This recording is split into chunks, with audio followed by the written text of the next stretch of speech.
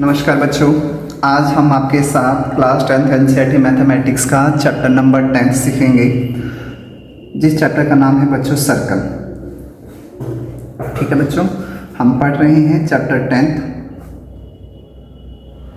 और जिस चैप्टर का नाम है बच्चों सर्कल। सर्कल किसे कहते हैं बच्चों? कहते हैं कि एक हमारे पास फिक्स पॉइंट होता है बच्चों। इस फिक्स पॉइंट से हम लोग एक फिक्स डिस्टेंस की ट्रैवलिंग करते हैं, that is the point A, और इस फिक्स पॉइंट को हमने नाम दिया बच्चों ओ। फिर बच्चों इसी फिक्स पॉइंट से हमने एक और दूरी तय करी, उसका नाम दे दिया बच्चों हम लोगों ने पॉइंट बी। इस ओ ए और ओ बी की दूरी आपस में बराबर होंगी। फिर बच्चों हमने इसी पॉइंट से एक और पॉइंट ले लिया, उस पॉइंट का नाम दे दिया बच्चों हम लोगों ने सी। ये ओ बी, ओ ए और ओ सी भी आपस में बराबर होगा। फिर इसी पॉइंट से फिर मैंने एक पॉइंट ले लिया बच्चों, इसका नाम दे दिया बच्चों मैंने डी। अब बच्चों ये तीनों ही आपस में क्या होंगे? बराबर होंगे। मैंने एक और दूरी ली बच्चों, इसका नाम दे दिया मैंने ई।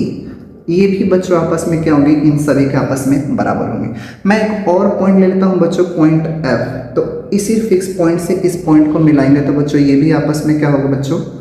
बराबर होगा। और अगर हम इन सभी पॉइंट्स को अब बच्चों आपस में मिला दें तो जो शेप हमें मिलती है इन पॉइंट्स को आपस में मिलाने से, उसी को क्या बोलते हैं बच्चों?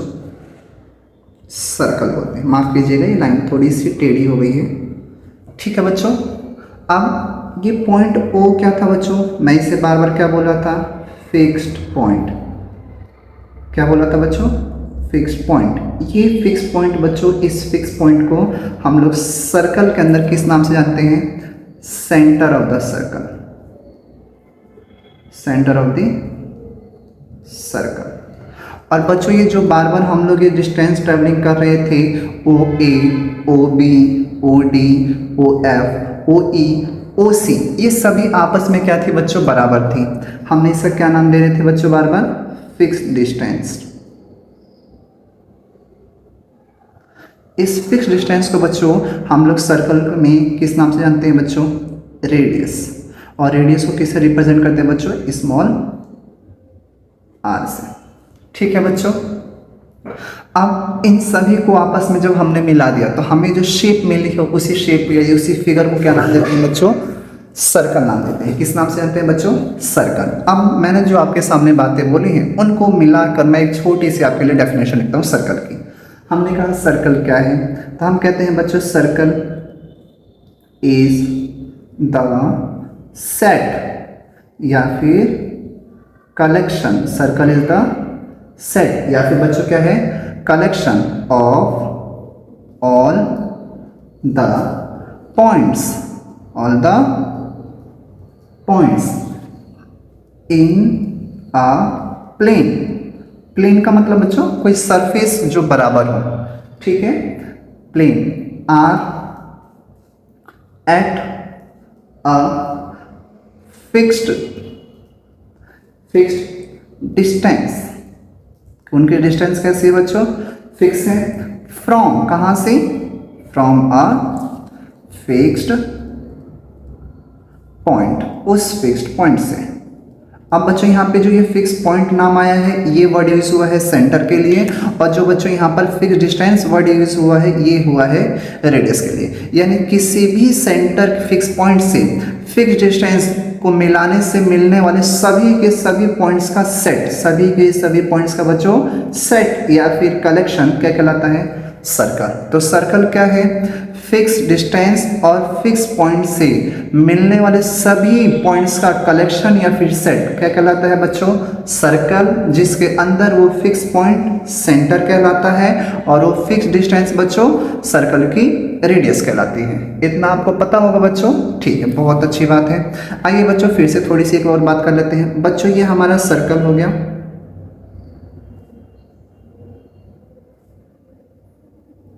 ये सर्कल का बच्चों सेंटर हो गया, ये बच्चों इसकी रेडियस हो गई आर। बच्चों अगर मैं इसी से यहाँ पे भी एक रेडियस चल दूँ तो ये भी क्या होगी बच्चों? रेडियस होगी।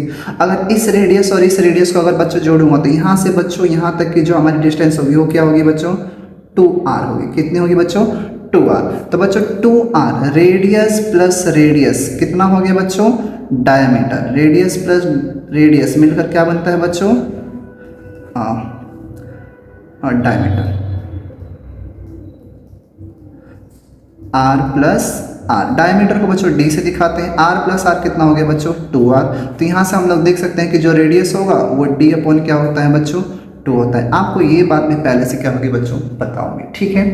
एक छोटी सी बात और बच्चों ये हमारा हो गया सर्कल और ये हो गया बच्चों इसका सेंटर। सेंटर के ऊपर बच्चों ये जो पॉइंट्स होते हैं ये इनफाइनाइट पॉइंट्स होते हैं। कितने पॉइंट्स होते हैं बच्चों? इनफाइनाइट पॉइंट होते हैं, अनंत होते हैं, ठीक है बच्चों। और इन 2 पॉइंट्स को अगर आपस में मिला दें तो हमें एक लाइन मिलती है, जिस लाइन को बोलते हैं कॉर्ड। क्या बोलते हैं बच्चों? कॉर्ड। कॉर्ड को हिंदी में बच्चों जीवा बोलते हैं। तो कॉर्ड क्या होती है बाबू?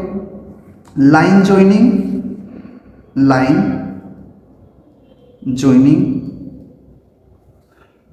2 ends point of the circle के किसी भी 2 एंड पॉइंट से मिलाने वाली लाइन को क्या बोलते हैं बच्चों? कॉर्ड। क्या बोला मैंने? सर्कल के किसी भी 2 एंड पॉइंट्स को मिलाने वाली लाइन को क्या बोलते हैं बच्चों? कॉर्ड। तो अगर बच्चों अब हम ध्यान से देखें तो ये भी दोबारा से देखेंगे बच्चों इसी बात को कि ये हमारा अगर बच्चों ये सर्कल है और ये हमारा सेंटर है, ये भी एक एंड पॉइंट और ये भी एक एंड पॉइंट और ये बच्चों हमारा सेंटर को, अगर बच्चों मैंने 2 एंड पॉइंट्स को मिलाया और वो लाइन कहाँ से पास होगी बच्चों? सेंटर से पास होगी। तो ये है तो एक कॉर्ड, लेकिन बच्चों ध्यान से देखें तो ये कॉर्ड के साथ साथ क्या बन गई है? एक डायमीटर यानी व्यास। तो बच्चों आपको ध्यान रखना है कि जो डायमीटर होता है ना, diameter is the largest chord of the circle. Largest chord of the circle की जो डायमीटर होती है वो सर्कल की सबसे बड़ी क्या होती है बच्चों? कॉर्ड होती है। ये बात आपको ध्यान रखनी है। आपसे कभी कभी ये एमसीक्यूज में पूछ लिया जाता है। डायमीटर भी क्या है बच्चों? कॉर्ड ही है, लेकिन वो सर्कल की सबसे बड़ी कॉर्ड है। इतना आप लोगों को बच्चों पहले से ही पता होगा। चलिए शुरू करते हैं कि क्लास 10th के अंदर हमें नई बात क्या सीखनी है बच्चों। सर्कल के अंदर बच्चों हम लोग एक लाइन के बारे में पढ़ना है। छोटी सी बात है, ध्यान से देखिएगा बच्चों। मैं आपके सामने 3 ग्राफ बना रहा हूँ, तीनों में डिफरेंस देखते हैं क्या होता है, ठीक है बच्चों। सबसे पहले ये है बच्चों हमारे यहाँ, मैं थोड़ा सा स्पेस छोड़ देता हूँ ताकि मैं यहाँ पर आपको समझा सकूँ। फिगर मैं यहाँ पे बना रहा हूँ। ये है बच्चों हमारा सर्कल, इसका एक सेंटर है बच्चों और यहाँ पे एक लाइन गई है। इस लाइन का नाम दे दीजिए ए बी, ठीक है क्या बच्चों। एक फिगर बच्चों यहाँ पे बना रहा हूँ मैं, गौर कीजिएगा, ठीक है बच्चों। और इसको यहाँ से फिर एक लाइन गई ए बी, लेकिन इसने इस बार सर्कल को काट दिया 2 जगहों पे। एक फिगर और बना रहा हूँ बच्चों,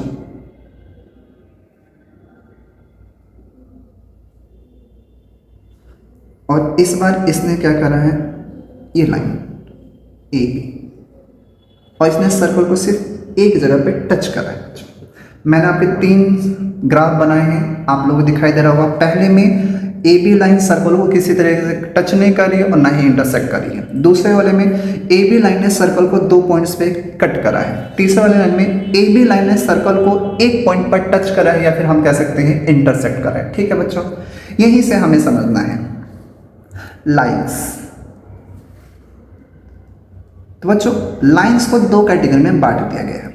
एक non intersecting line, non intersecting line यानी इस लाइन ने सर्कल को कहीं पे भी इंटरसेक्ट नहीं करा, काटा नहीं है। देख लीजिए, तो ये होती है बच्चों हमारी कौन सी line? Non intersecting line.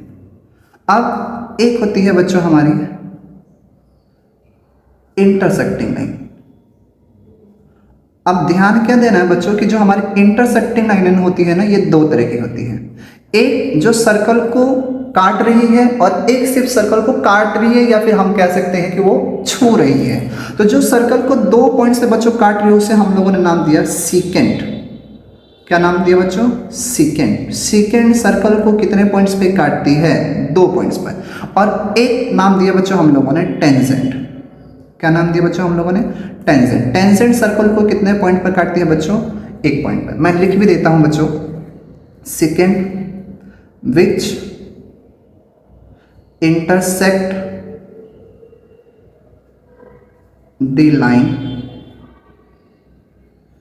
which intersect the line at 2 points। कितने बिंदुओं पर बच्चों? 2 बिंदुओं पर। और tangent which intersect the line at only सिर्फ 1 पॉइंट, एक ही बिंदु पर काटती है, 2 बिंदु पर नहीं काटती है। तो इस बात का आपको स्पेशल ध्यान रखना है। टेंजेंट सिर्फ सर्कल को एक ही पॉइंट पर कट करती है और सेकेंड सर्कल को बच्चों एक से ज्यादा पॉइंट पे यानी 2 पॉइंट्स पे कट करती है। ध्यान रहेगा बच्चों आप सभी को, हाँ या ना? ठीक है क्या बच्चों? अब आगे पढ़ते हैं बच्चों, और अब हमें इस चैप्टर में सबसे पहले थ्योरम पढ़ने हैं, थ्योरम 10.1। क्या पढ़ना है बच्चों हमें? थ्योरम 10.1। तो चलिए बच्चों हम समझते हैं कि थ्योरम 10.1 क्या होती है। मैं यहाँ पे आपको समझाने की कोशिश करता हूँ, समझिएगा बच्चों मेरे साथ। थ्योरम 10.1, ठीक है बच्चों? पहले समझते हैं कि थ्योरम बच्चों कहती क्या है, उसके बाद हम इसे समझेंगे। चलिए, ये बच्चों ये कहती है कि देखो जी सर, आपका एक सर्कल है, ये हमने एक सर्कल ड्रॉ करा बच्चों, और ये इसका सेंटर, इसका नाम दे दिया O। सर्कल से एक लाइन टच करते हुए जा रही है एक पॉइंट पर, इस लाइन का नाम है बच्चों AB। तो बच्चों जो लाइन सर्कल को एक पॉइंट पर टच करती है उसे हम क्या बोलते हैं? टेंजेंट। तो AB क्या है बच्चों? टेंजेंट। अब सर्कल के सेंटर और टेंजेंट से मिलाने वाली लाइन, जिस पॉइंट पर ये दोनों एक दूसरे का मिलते हैं, यानी इसे बच्चों हम लोग क्या बोलते हैं? रेडियस। और ये टेंजेंट, ये जो पॉइंट है बच्चों इसका नाम दे दो C। इस पॉइंट C को बोलते हैं बाबू कॉमन पॉइंट। क्या बोलते हैं बच्चों? Common point. कॉमन पॉइंट इसका नाम क्या है बच्चों? C। इस कॉमन पॉइंट को बच्चों आज के बाद, अभी से अब हम लोग बार बार इसे क्या बोलेंगे? Point of contact. क्या बोलेंगे बच्चों? Point of contact. तो पॉइंट ऑफ कांटेक्ट क्या होता है? टेंजेंट और सर्कल के सेंटर से मिलाने वाली कॉमन पॉइंट, टेंजेंट और सर्कल के रेडियस पे जो मिलती है, टेंजेंट और सर्कल से आने वाली लाइन जिस पॉइंट पर आके मिलती है उस पॉइंट को किस नाम से जाना जाता है? Common point. और वो कॉमन पॉइंट क्या कहलाता है बच्चों? Point of contact. और यही पॉइंट ऑफ कांटेक्ट वहां पर क्या होती है बच्चों? 90 डिग्री का एंगल बनाती है, जहां पर टेंजेंट और सर्कल से आने वाली लाइन एक दूसरे से मिलती है। इसका मतलब ये हुआ कि जो बच्चों OC है वो AB के ऊपर क्या है बच्चों? परपेंडिकुलर है। ये कौन सी थ्योरम सिखाती है बच्चों? 10.1। और थ्योरम 10.1 क्या कहती है? सर्कल के सेंटर और टेंजेंट को जिस पॉइंट पर, यानी सर्कल के सेंटर और टेंजेंट दोनों जिस पॉइंट पर आपस में मिलते हैं वो common point point of contact होता है। और पॉइंट ऑफ कांटेक्ट पर बच्चों एंगल बनता है, वो कितने डिग्री का बनता है? 90 डिग्री का बनता है। और 90 डिग्री का बनता है तो वो बच्चों एक दूसरे के क्या होते हैं? परपेंडिकुलर होते हैं। अब हमें इसी बात को प्रूफ करना है और हमें लिखना है। तो चलिए बच्चों मैं लिखता हूं आपके लिए थ्योरम 10.1 क्या होती है और उसका प्रूफ भी देखते हैं कि कैसे होता है। ठीक है, चलिए आइए देखिए बच्चों थ्योरम 10.1 क्या कहती है।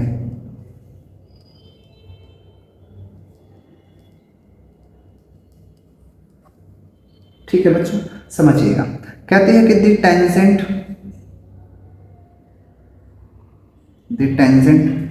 Eight any point of a circle is perpendicular। क्या होती है बच्चों? वो परपेंडिकुलर होती है, is perpendicular to the radius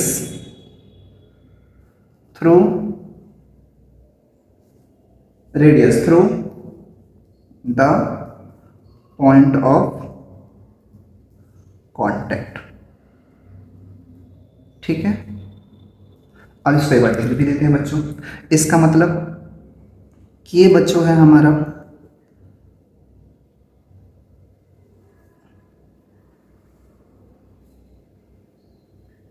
circle. ये बच्चों हो गया हमारा सेंटर O, और यहाँ से हमने एक लाइन ड्रॉ करी है जो सर्कल को टच करते हुए जा रही है, that is the tangent A, और इसका नाम दे दिया बच्चों B। और ये सर्कल पे यहाँ पे आके हमारी रेडियस इस पे मिली, इसका नाम दे दिया बच्चों C। ठीक है क्या बच्चों? तो इसका मतलब हमें प्रूफ करना है बच्चों कि जो OC है वो AB के ऊपर परपेंडिकुलर है। ठीक है, अब हम दे रहे हैं बच्चों इसका प्रूफ। प्रूफ में एक बात आपको ध्यान रखनी है बच्चों, जो OC है वो सर्कल की क्या है बच्चों? रेडियस है, और जो AB है वो हमारी क्या है बच्चों? टेंजेंट है। AB क्या है बच्चों? हमारी टेंजेंट है। ठीक है क्या बच्चों? चलिए आप समझते हैं बच्चों। इसको समझने के लिए हम एक छोटी सी कंस्ट्रक्शन करनी पड़ेगी ताकि हम अपनी बात को आसानी से समझा सकें। मान लीजिए बच्चों कि मैं इस पॉइंट से एक लाइन ड्रॉ करता हूं, कंस्ट्रक्ट करता हूं, जो टेंजेंट के ऊपर किसी पॉइंट पर जाके मिलती है। तो हमने इस पॉइंट का नाम दे दिया बच्चों P, और इसका नाम दे दिया बच्चों Q। ठीक है क्या बच्चों? मैं दोबारा आपसे बताता हूँ। हमने एक टेंजेंट के ऊपर एक पॉइंट लिया है P, जो सेंटर से मिलती है और सर्कल के ऊपर Q पॉइंट पर काटती है। ठीक है बच्चों, हमने गौर करा तो ये जो OP है, जो बच्चों OP है वो OQ से बड़ी है, यानी OP की लेंथ ज्यादा है किससे? OQ से। वो बड़ी लाइन है, ये छोटी लाइन है। अब बच्चों मैं इसी बात को तो ऐसे भी लिख सकता हूं कि जो OP है वो ज्यादा है किससे?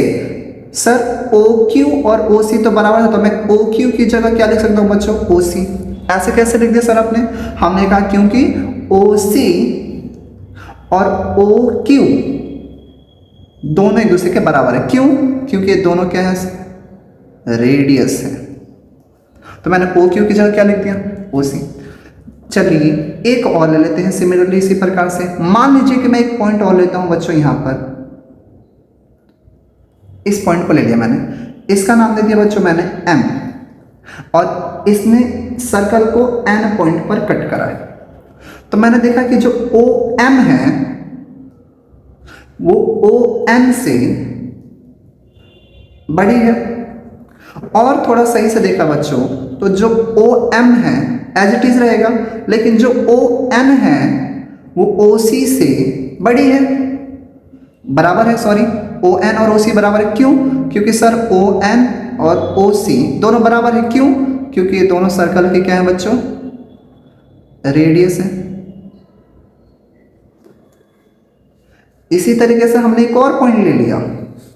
मान लीजिए कि मैंने एक पॉइंट ले लिया बच्चों ये, इसका नाम देते बच्चों S, और इसने सर्कल को पॉइंट कट करा है T पॉइंट पर। तो जो OS है बच्चों वो ज्यादा लेंथ है किससे बच्चों? OT से। मैं ये भी तो कह सकता हूं बच्चों कि जो OS है वो ज्यादा है OC से। क्यों? क्योंकि सर OT और OC एक दूसरे के इक्वल है। क्यों? क्योंकि सर ये रेडियस है। तो आप बच्चों बार बार एक दिखाई दे रहे हो कि आप टेंजेंट पे जो भी पॉइंट ले रहे हैं वो OC से बार बार उसकी लेंथ क्या आ रही है बच्चों? ज्यादा आ रही है। OC से उसकी बार बार लेंथ क्या आ रही है बच्चों? ज्यादा आ रही है। OC से बार बार उसकी लेंथ क्या आ रही है? ज्यादा आ रही है। तो एक बात समझ में आई कि इस AB टेंजेंट के ऊपर जितने भी पॉइंट होंगे उस रेडियस से हमेशा क्या होने वाली है बच्चों? बड़ी होने वाली है। यानी OC सबसे छोटी लाइन है, यानी OC यानी आपकी जो रेडियस है उस टेंजेंट के किसी भी पॉइंट से हमेशा सबसे क्या होने वाली है बच्चों? छोटी होने वाली है। तो छोटी डिस्टेंस होने वाली है, तो इसी के लिए हम लोग बच्चों इसके लिए वर्ड यूज करते हैं शॉर्टेस्ट डिस्टेंस। क्या वर्ड यूज करते हैं बच्चों हम लोग? Shortest distance. तो अब हम लोग बच्चों एक लाइन लिखेंगे। क्या लाइन लिख रहा हूं बच्चों? देखिएगा, हमने कहा कि जो OC है, OC is the shortest distance. कि OC क्या है बच्चों? शॉर्टेस्ट डिस्टेंस है, सबसे छोटी है ये from the centre of the circle, centre of the circle to the tangent.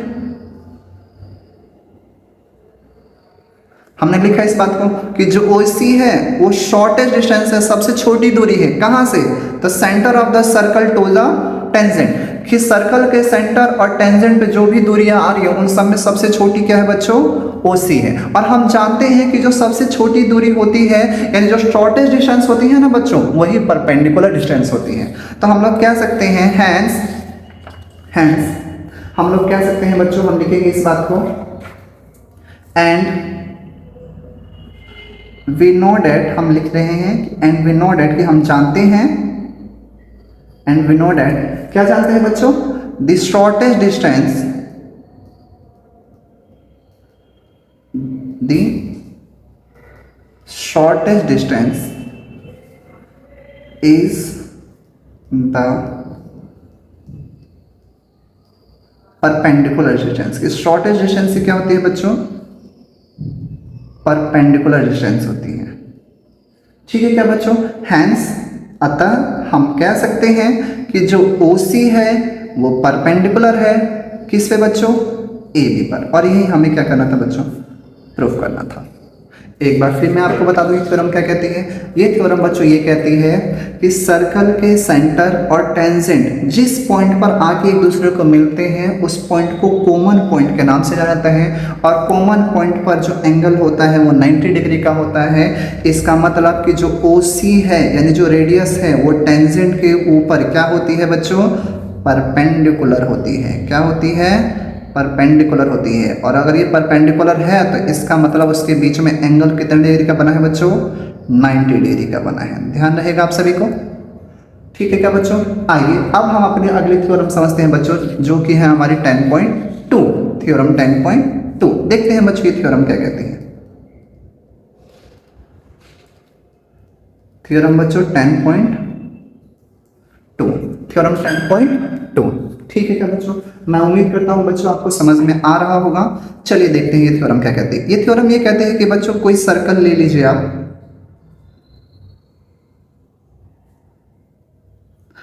ये बच्चों हमारा एक सर्कल हो गया, इसका सेंटर O हो गया। इस सर्कल की किधर भी एक बाहर पॉइंट ले लीजिए जिसे हम लोग बोलते हैं बच्चों एक्सटर्नल पॉइंट। क्या बोलते हैं बच्चों?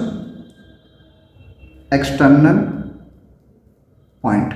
तो किसी सर्कल के एक्सटर्नल पॉइंट से, इस पॉइंट का नाम दे दिया बच्चों हम लोगों ने P। टेंजेंट सर्कल के एक्सटर्नल पॉइंट से हम लोगों ने सर्कल के ऊपर क्या ड्रॉ करा? एक बच्चों टेंजेंट। सर्कल के एक्सटर्नल पॉइंट से हमने क्या ड्रॉ करा बच्चों? एक टेंजेंट। ठीक है। अब ये टेंजेंट और इस सर्कल से टेंजेंट को मिलाने वाली लाइन क्या होती है बच्चों? परपेंडिकुलर। टेंजेंट और सर्कल से मिलने वाली लाइन क्या होती है बच्चों? परपेंडिकुलर। इसका नाम दे दीजिए A, ये कॉमन पॉइंट है, AB ये कॉमन पॉइंट है यानी point of contact, point of contact. तो कहता है किसी सर्कल और उसके एक्सटर्नल पॉइंट, सर्कल और एक्सटर्नल पॉइंट से जो टेंजेंट ड्रॉ करी है, कौन सी टेंजेंट ड्रॉ करी है हम लोगों ने? PA और PB, इनकी लेंथ बच्चों आपस में क्या होती है? इक्वल होती है। ये कौन सी थ्योरम कहती है बच्चों? थ्योरम 10.2। थ्योरम ये कहती है कि किसी भी सर्कल के उसके एक्सटर्नल पॉइंट से जो टेंजेंट ड्रॉ करी जाती है, जो लाइनें खींची जाती हैं, वो आपस में उनकी दूरियां क्या होती हैं बच्चों? बराबर होती हैं। अब इस थ्योरम को मैं लिख रहा हूं, आप समझने की कोशिश कीजिए। The length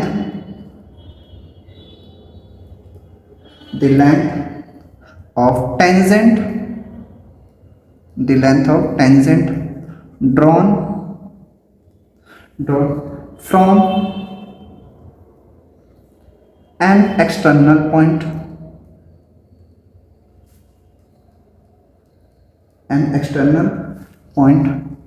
to a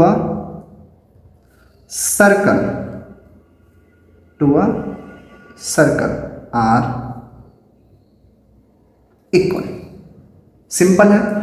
length of tangent drawn from an external point to the circle are equal, कि किसी भी एक्सटर्नल पॉइंट से जो टेंजेंट की लेंथ होती है वो आपस में क्या होती है बच्चों? इक्वल होती है। और हमें अब करना है बच्चों प्रूफ। तो हमें प्रूफ क्या करना है कि प्रूफ हमें ये करना है कि जो लेंथ है, कौन सी लेंथ है बच्चों, पी ए और पी बी एक दूसरे के क्या है, इक्वल है। इसको करने के लिए बच्चों हम लोग एक कंस्ट्रक्शन करते हैं, क्योंकि हमें दो अगर साइड्स को इक्वल दिखाना है तो हमें दो ट्रायंगल को कॉन्ग्रुएंट दिखाना होगा। तो कॉन्ग्रुएंट दिखाने के लिए बच्चों हम छोटी सी कंस्ट्रक्शन करते हैं और हमने एक्सटर्नल पॉइंट और सर्कल के सेंटर को आपस में मिला दिया। तो हमने कंस्ट्रक्शन करी है, हमने क्या कंस्ट्रक्शन करी है बच्चों, joining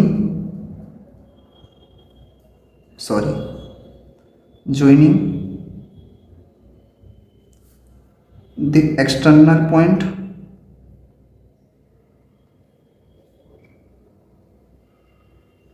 P to the center of the circle, that is O, कि हमने एक्सटर्नल पॉइंट P और सर्कल के सेंटर को जोड़ दिया है। ठीक है क्या बच्चों, इतना जोड़ दिया। जोड़ने के बाद अगर बच्चों आपको दिखाई दे रहा हो तो ये दो ट्रायंगल बन गए हैं। देखिए तो गौर कीजिए जरा, मैं बोल रहा हूँ P A O P B O, तो हम प्रूफ दे रहे हैं बच्चों। पहला in triangle P A O, in triangle P A O and triangle P B O।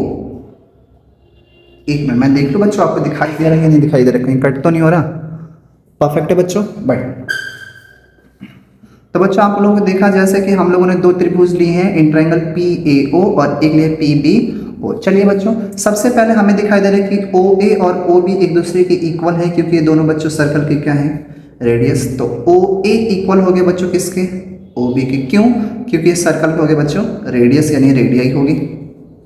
अब ओ पी दोनों में बच्चों कॉमन हो गया, ओ पी इसमें भी है ओ पी इसमें भी है, ये हो गया बच्चों कॉमन। और हमने देखा कि कॉमन पॉइंट है, यानी ये भी कॉमन पॉइंट है, तो यहाँ पे 90 डिग्री का एंगल बना था। P A O, angle P A O equal हो गया एंगल पी बी ओ के। और ये बच्चों बोथ कितने डिग्री हो गए, 90 डिग्री हो गया। अब बच्चों ये एक साइड है, ये भी एक साइड है, बीच में एंगल है, तो साइड एंगल साइड कॉन्ग्रुएंसी लगा सकते हैं। लेकिन आपको ऐसी गलती नहीं करनी है, क्योंकि दोनों के दोनों एंगल में कितने डिग्री का एंगल बन रहा है बच्चों, 90 डिग्री का एंगल बन रहा है। कितने डिग्री का एंगल बन रहा है बच्चों, 90 डिग्री है। तो बाय RHS कॉन्ग्रुएंसी हम कह सकते हैं कि बाय ट्रायंगल PAO कॉन्ग्रुएंट हो गया बच्चों ट्रायंगल PBO के। और जब दो ट्रायंगल बच्चों कॉन्ग्रुएंट हो जाते हैं तो उनके कॉरस्पॉन्डिंग पार्ट्स और उनके कॉरस्पॉन्डिंग एंगल भी आपस में क्या होते हैं बच्चों, इक्वल होते हैं। तो हम कह सकते हैं कि PA किसके इक्वल हो गया बच्चों, PA इक्वल हो गया बच्चों PB की। कैसे, तो by CPCT corresponding parts of congruent triangle. बहुत ही आसान बच्चों, ये हमने प्रूफ कर दिया। ये थ्योरम हमें ये तो सिखाती है बच्चों कि जो किसी भी सर्कल के एक्सटर्नल पॉइंट से अगर टेंजेंट ड्रॉ करी जाती है तो उसके कॉरस्पॉन्ड उसकी लेंथ आपस में क्या होती है बच्चों, इक्वल होती है। दोबारा बोलता हूँ बच्चों, ध्यान से सुनिएगा। किसी सर्कल के एक्सटर्नल पॉइंट से जो टेंजेंट ड्रॉ करी जाती है उनकी दूरियां आपस में, यानी उनकी लेंथ आपस में क्या होती है बच्चों, बराबर होती है। ये थ्योरम एक और बात कहती है क्या, क्योंकि ये दोनों बच्चों ट्रायंगल एक दूसरे के कॉन्ग्रुएंट है, तो इस एक्सटर्नल पॉइंट और सेंटर पे बनने वाले एंगल भी एक दूसरे के क्या होते हैं बच्चों, इक्वल होते हैं। मतलब क्या है सर, अभी समझाता हूँ। इतना समझ में है बच्चों आपको। चलिए अभी मैं आपको दूसरी समझाता हूँ कि इस थ्योरम में हमें दूसरी क्या बात समझाई। ठीक है क्या बच्चों, आइए। मैंने क्या कहा बच्चों, मैंने ये कहा कि सर ये एक सर्कल है और ये उसका बच्चों हो गया सेंटर, ये एक्सटर्नल पॉइंट से सर्कल के ऊपर टेंजेंट ड्रॉ करा, एक्सटर्नल पॉइंट से सर्कल के ऊपर टेंजेंट ड्रॉ करा। ठीक है क्या, इस सर्कल से यहाँ पर मिली ये रेडियस परपेंडिकुलर होती है, पॉइंट ऑफ कांटेक्ट। इस सर्कल से यहाँ पे मिली हुई रेडियस परपेंडिकुलर होती है, यानी पॉइंट ऑफ कांटेक्ट। ये A, ये B, ये एक्सटर्नल पॉइंट का नाम P और ये सेंटर हो गया O। और हमने इनको आपस में क्या कर दिया बच्चों, जोड़ दिया। थ्योरम 10.2 ने सबसे पहले दिया किसी एक्सटर्नल पॉइंट से जो टेंजेंट ड्रॉ हुई है, कौन सी टेंजेंट, पी ए और पी बी, इनकी लेंथ आपस में क्या होती है, इक्वल होती है। ये हमने अभी प्रूव करी। ये थ्योरम ये भी कहती है कि ये लाइन जो आपने ज्वाइन करी है, कौन सी, टेंजेंट के बनने वाले एंगल सेंटर पे, टेंजेंट के द्वारा सेंटर पे बनने वाले एंगल और एक्सटर्नल पॉइंट पे जो एंगल बनते हैं ये बच्चों इक्वल होते हैं। मतलब सर, मतलब ये कि इधर वाला एंगल इससे इक्वल होगा, यानी यहाँ पे मान लीजिए एंगल 1 है और यहाँ पे मान लीजिए एंगल 2 है, तो एंगल 1 बराबर है बच्चों एंगल 2 के। और इधर मान लीजिए बच्चों एंगल 3 है और एंगल 4 है, तो एंगल 3 बराबर होगा बच्चों एंगल 4 के। सर ऐसा क्यों, हमने अभी प्रूव करा कि दो ट्रायंगल, ये दोनों के दोनों ट्रायंगल बच्चों एक दूसरे के क्या हैं, कॉन्ग्रेंट हैं। तो कॉन्ग्रेंट ट्रायंगल होते हैं तो उनके कॉरस्पॉन्डिंग पार्ट्स और कॉरस्पॉन्डिंग एंगल भी इक्वल होते हैं। अब इसी बात को बच्चों हम लिखेंगे रीज़न में कि ऐसा क्यों होता है, और इसको आपको बिल्कुल ध्यान रखना है, रट लेना है बच्चों अच्छे से, ठीक है क्या, कि ऐसा हम लोग क्यों करते हैं, ऐसा क्या रीज़न है। हमने कहा बच्चों कि tangents are equally inclined, tangents are equally inclined to the line segment,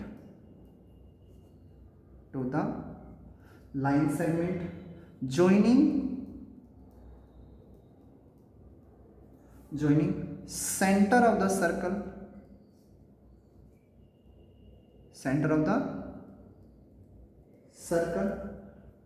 to that point. ये स्टेटमेंट बच्चों आपको ध्यान रखनी है। दोबारा बताता हूँ बच्चों, किसी भी एक्सटर्नल पॉइंट और सेंटर पे बनने वाला एंगल, एक्सटर्नल पॉइंट और सेंटर से बनने वाला एंगल, जो बीच से लाइन जाती है वो उनको दो बराबर हिस्सों में क्या करती है बच्चों, तोड़ देती है।